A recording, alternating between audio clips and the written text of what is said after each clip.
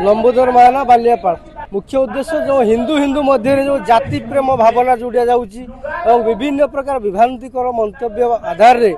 हिंदू को जो भाव में भाग भाग करा जाउछि तार आमर मूल उद्देश्य होउछि समग्र हिंदू गोटे जाति एवं गोटे धर्म एवं अखंड भारत जे भारत को लेकिन अतीत में समग्र विश्ववासी भारत विश्वगुरु होता से उद्देश्य रे आज सम्मिलन एवं यही सम्मिलन रे बालियापाड़ 20टी पंचायत रु बहुत हिंदू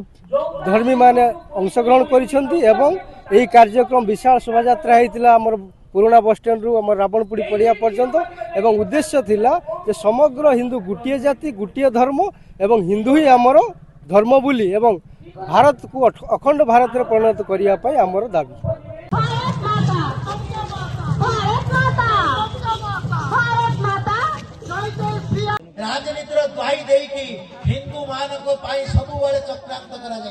गौरव कुमार अंडिया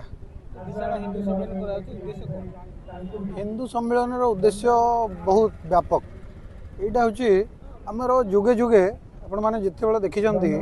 हिंदू जिते अणसंगठित असंगठित होते हिंदू कटि जाइए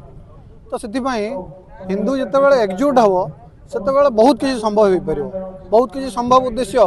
धार्मिक दृष्टिकोण केवल नुहे माने सारा विश्वर कल्याण हो सारा जगतर कल्याण हो तो से आमर हिंदू माने कौन कर प्रकृति को पूजा कर भारत माता को पूजा कर गुरु को पूजा कर जिते सब वृक्षलता अच्छा नदी अच्छा समस्त को पूजा कर तो से जो हिंदू सम्मेलन आवश्यकता बहुत गुरुत्वपूर्ण तो से जो हिंदू मान को संगठित करने केवल यही प्रयास आ गौ माता सुरक्षा भी अच्छी